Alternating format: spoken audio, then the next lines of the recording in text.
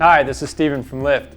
We're here to check out a propulsion unit and inspect coolant flow through the system, make sure everything's flowing well. We have a cooling line that runs through the propulsion unit. The outlet to the e-box is here at the top of the mast. The inlet is down here at the cone. To inspect for coolant flow, what we're going to do is we're going to simply remove the nose cone and check the cooling line as it enters in the mast. That's where the chances of it being kinked are highest. It's real simple to take it off. You're going to need a 2.5 millimeter hex drive and a 3 millimeter hex drive. We'll start here with the 3. At the front of the nose, we'll pull this guy off. And the 2 at the rear are the 2.5 millimeter.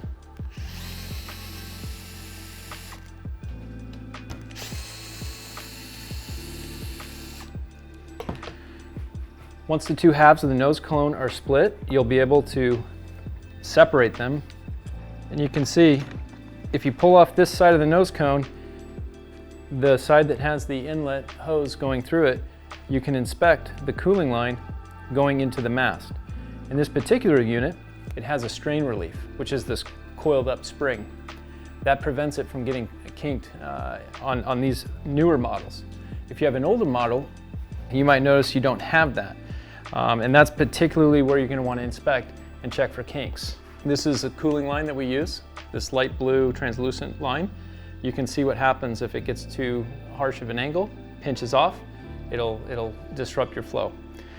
If that's the case, that cooling line, if it gets kinked, it can't be straightened out, it'll need to be replaced.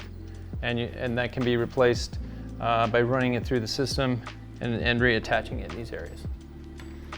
So once you've inspected it, you can easily put it back together. It goes together the same way that it came apart. Just align the two halves of the nose cone. And there is an alignment shim on the mast that you're going to want to make sure lines up before you tighten it down. Once you get it lined up, you can feel it close.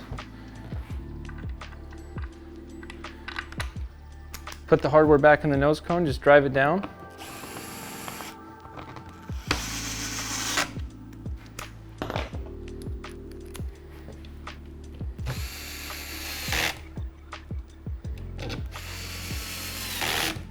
And we've successfully checked to make sure the cooling line is not kinked.